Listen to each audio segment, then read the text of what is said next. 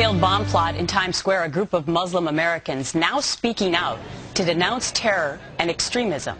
At an upcoming press conference this morning, they're going to continue to send a message of peace and patriotism, insisting that Muslim Americans unite in loyalty to their country. Dr. Faheem Younus leading this youth effort, and he's the national president of Ahmadiyya Muslim Community, U.S.A.'s Youth Association. Good morning to you, Doctor. Good morning. Thank you very much for having me. So last week we had the pleasure of interviewing another gentleman from your community who took the first step and said, look, Muslims must unite, Muslim Americans must unite in speaking out against terrorism in the United States. Now your effort is to attract the youth. Absolutely. I think what we're trying to say is that over the past decade, we've heard a lot about condemning terrorism, which is absolutely right. We all agree that Islam does not condone terrorism. We, at this stage, are trying to take it a step forward. What we mean is that Islam demands loyalty to the country that you live in. And we must talk about that loyalty to the country that we live in. And that's a higher level of principle. Because you are as concerned as so many other Americans are that we're watching our own citizens, some Muslim Americans, becoming radicalized. Absolutely, and that's the reason why we're talking about it now, because of the recent trend that you've seen.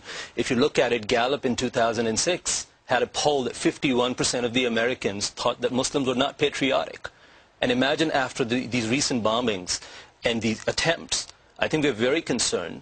And what we are also seeing, that there is some confusion about that out there. We're not hearing that message as loud and clear as it should be, that loyalty to one's country is an Islamic tenet. It's a part of Muslim faith. That's very interesting, because I had not heard it before. Now, many of the Muslims you say who are being radicalized are having an identity conflict. What do you mean by that? I basically, very simply, I can say that you should not have a conflict between your Pledge of Allegiance and between your pledge to Holy Quran and Islam. They should both marry together. Those concepts should not cause any conflict in your mind, and I think that conflict does exist in the youth's mind to some degree. Why are not more Muslim communities and groups coming out and speaking as you are?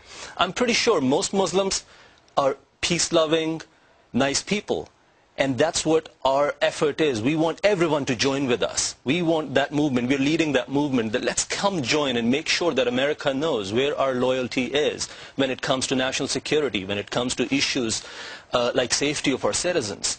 And we hope that this will make that trend and help other communities to come join us.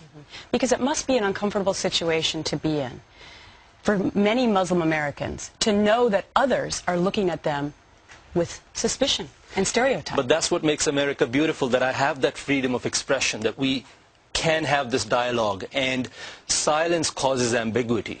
And that's what we're calling on others. Let's not remain quiet about it. Let's declare very openly. I don't wear a lapel pin every day, but that patriotism is in my heart every day. Some days I choose to wear a pin.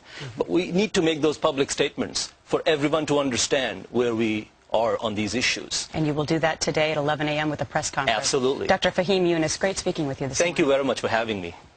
Senator John Kerry unveiled